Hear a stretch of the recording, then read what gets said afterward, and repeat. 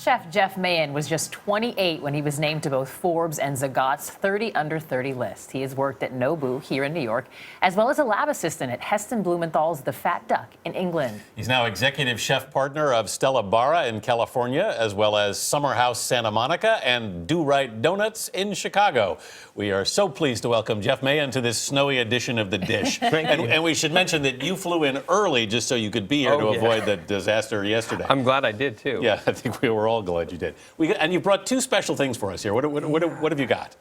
We have a braised pork shank. I think everyone's familiar with, lamb shank or, beef shank. But this is, to me, I love pork, but the pork shank has such a great flavor, and especially during winter, the braise on it. And we have we take the reduction of the braising liquid and put mustard and a little bit of acidity in there. And it is one of my favorite dishes during the wintertime. We also have a fish dish in front of us. Yeah. What kind of fish is that? So to the lighter side of it, it's a bronzino, and I think a lot of people are afraid, especially of grilling fish. But the bronzino has such a nice skin on it, and you don't have to do a whole fish.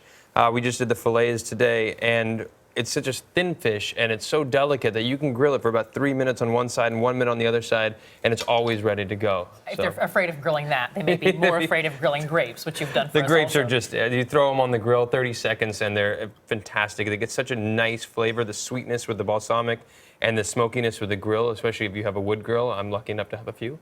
And what have we got in the middle? The burrata. So we get our burrata in California, and it is super creamy, really sweet. We had such a short shelf life on it, but when you get it fresh, it is unbelievable. It's absolutely delicious.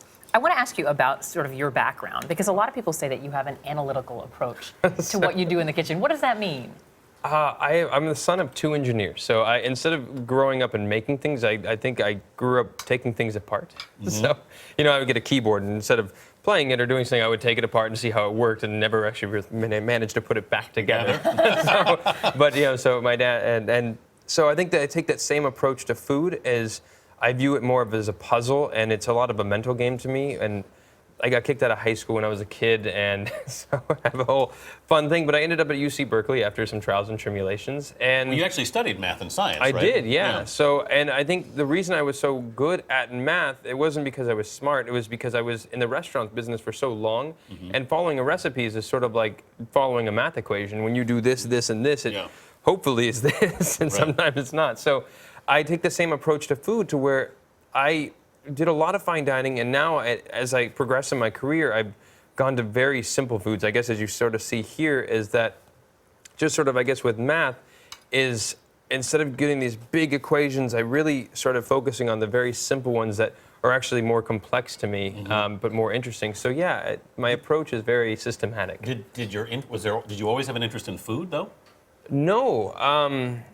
I was, as I said, a little bit of a rambunctious and troubled teen, and once you get kicked out of high school at an early age, there's really a few places you can end up. And restaurants, I have the worst ADD in the world, so I'm distracted at all points. But I found a calming part when I was in the restaurant, like the chaos and sort of the whole orchestra through service became this really like, oh, this is how my mind normally works. Right. And I found enough creativity and structure in restaurants that I fell in love. I never thought it was a career part until I was really in there, and I just sort of, it was something that fit me really well. That's fascinating. You have such a strong pedigree. I think a lot of people would be surprised that you chose to do pizza and donuts. Yeah. But it's like you said, straightforward food is sometimes the hardest to do. But how did you make that transition into those foods? I don't, there wasn't like really a day or a time where I sort of woke up, but I was working in all these really fancy restaurants, and I learned so much from, the Heston and the Fat Duck in the laboratory. I took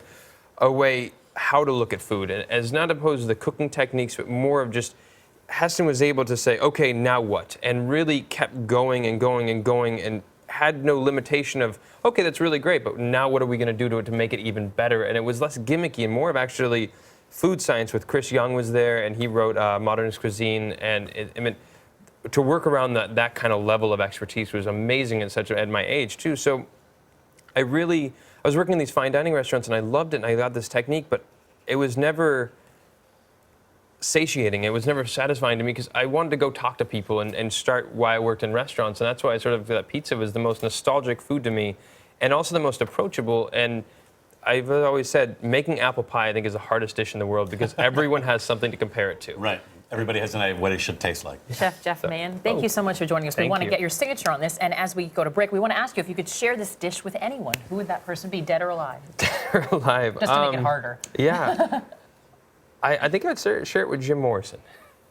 Great choice. I Great think would we be would appreciate fun. that, yes. For more on Chef Mahin and the dish, head to our website at CBS This Morning.